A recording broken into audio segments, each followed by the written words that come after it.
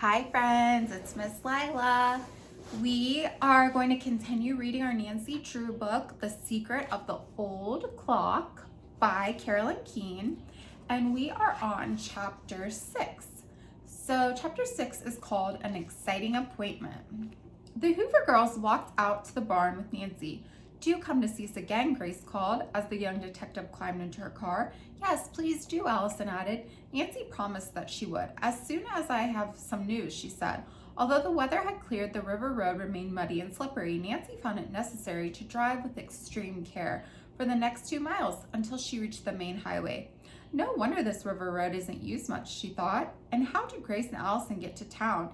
Nancy wondered. She had not seen a car at the Hoover home and knew that no bus passed their door. "I certainly wish," she thought, "that I or somebody else could locate a later will of Josiah Crowley's, by which the Hoovers and the Turners would receive some much needed money.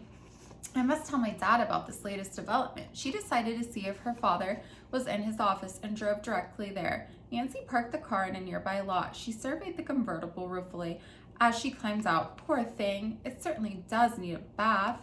Nancy found Mr. Drew in, and she entered his private office. He arose from the desk chair to kiss her. "I'm glad you're here and safe," the lawyer said. "I was worried about you when the violent storm came up. When Hannah phoned me that you weren't back, I began to regret I'd sent you on this errand." His daughter grinned. "I'm back, all in one piece. I delivered the papers to Judge Hart and learned that he and his wife saw Mr. Crowley in Masonville a couple of times. Also, I talked to the Hoover girls." She described her meeting with Allison and Grace Hoover and ended by asking her father if he could help them. "From what you say, it does look as though Josiah Crowley might have made another will, which included them as beneficiaries." Mr. Drew commented thoughtfully. "I'll be glad to do anything I can to help the Hoover girls." He asked whether the sisters had given Nancy any specific information about Mr. Crowley's habits or other helpful clues. When Nancy shook her head, Mr. Drew suggested that she invite the girls to his office for a little conference. "Perhaps if I ask them some questions, it will recall helpful incidents." The lawyer studied his desk calendar for a moment, then looked up at his daughter. "How about tomorrow afternoon at 2:45? I can give them about a half an hour." For answer, Nancy gave her father a hug and then asked if she might use his telephone to call the Hoovers at once. Grace and Allison eagerly accepted the Drews' invitation, and Nancy said she would drive out to bring them to the conference and take them home afterwards. "You're a doll," cried Allison. You hadn't answered the phone, Nancy. "I just know you're going to solve this mystery." Suddenly, an idea came to Nancy. She asked Allison how long the girls would be able to stay in River Heights. "Oh, as long as you need us," Allison replied. "Good, then I'd like you both to stay and have supper with us," Nancy said. "Sorry I can't join you," Mr. Drew told his daughter as she hung up. "I have a dinner engagement and conference in the evening." Just then, the mayor of River Heights was shown into the lawyer's office, and Nancy arose to leave. She spoke to the mayor for a moment, then said, "See you later, Dad." Before Nancy returned home, she stopped at an old-fashioned house on a side street. It was the home of Senora Moscardini, a famous voice teacher who had retired to the small city the year before, but took a few outstanding pupils. Nancy introduced herself to the white, bushy-haired, Florida-faced man, then said, "Senora Moscardini, would you be willing to listen to the voice of a friend of mine and give your honest opinion and as to whether or not she might become a great singer? If she might and she can obtain the money for lessons, would you be able to take her as a pupil?" He studied Nancy for several minutes before replying. Finally, he said, "You do not look like the kind of girl who would come here on a foolish errand. Ordinarily, I do not accept beginners, but in this case, I would be willing to hear your friend sing." He laughed. "Mind you, I will give you nothing but the truth, and if your friend does not measure up, I hope her feelings will not be hurt too deeply." Nancy laughed. "I like honesty," she said. "As a matter of fact, this girl knows nothing about what I am asking you. Coming here will be a complete surprise to her. I'm probably no judge of voices, but I think she's a natural. However, we will both appreciate having your opinion and will certainly abide by it." She arranged for a meeting the following afternoon at 4 o'clock and left the singer's house in an exciting mood. Maybe Maybe I'm going way out on a limb, Nancy mused, but this is another one of those hunches of mine that Dad talks about, and I must carry through. When she picked up the Hoovers the following day, Nancy did not mention the appointment with the voice teacher.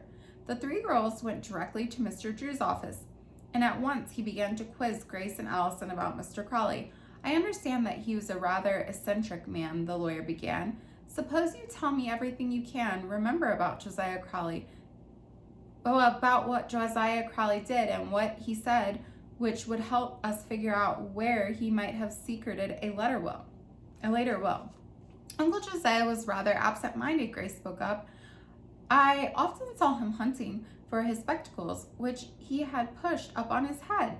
Did he ever hide things, Mr. Drew asked. Oh, yes, Allison laughed. Uncle Josiah was always putting articles away in what he called a safe place, but the places were so safe he never could find the things again. Then Nancy spoke up excitedly. Mr. Crawley could have hidden the will and then forgotten where. I suppose so, Grace replied.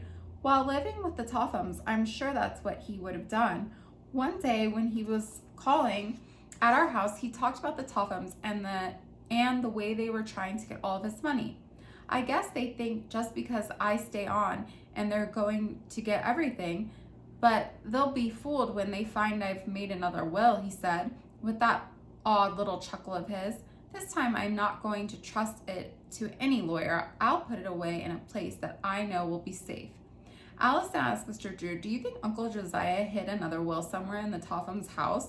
The lawyer looked down at his desk for several seconds before replying. If he did, we would have a great fight on our hands. I'm afraid trying to persuade the Tophams to let us make a search. Another thought had come to Nancy, and she shuddered at the idea. Perhaps the Tophams had been alerted by all the talk of a later will and had searched for it, discovered one, and by now destroyed it. She flashed her father a questioning look and got the impression that he had the same thought. But there was no point in discouraging the Hoover girls by telling them this. Mr. Drew continued to question the sisters until 3:30, then said he had another appointment. He would do all he could to help the girls and would not charge them for his services unless they bring results, he added with a smile. You're very kind, just like your daughter, said Grace as she rose and shook her hands with the lawyer. You have no idea how much Allison and I appreciate what you're doing for us. When the three girls reached Nancy's car, she told the sisters she wanted them to meet someone special in town and drove directly to the singing teacher's home. As they went up to the front porch, they could hear the sounds of a soprano voice singing an aria from Tosca. How beautiful, Allison exclaimed softly. The girls were admitted by a maid and asked to wait in a small room while the pupil finished her lesson. Puzzled, Allison waited for Nancy to explain. I have a surprise for you, Nancy said with a grin. This teacher has promised to listen to your voice. If you pass the test, he'll consider taking you as a pupil. This is after we find the money for voice lessons. Allison was too dumbfounded to speak, but Grace cried out, Oh, Nancy, what are you going to do next? We've known you only 24 hours and you've already boosted our morale sky high. At this moment, the door to the studio opened. The young soprano came out, followed by the teacher. He said goodbye to his pupil, then invited the three callers into the studio. Nancy quickly introduced the Hoover sisters.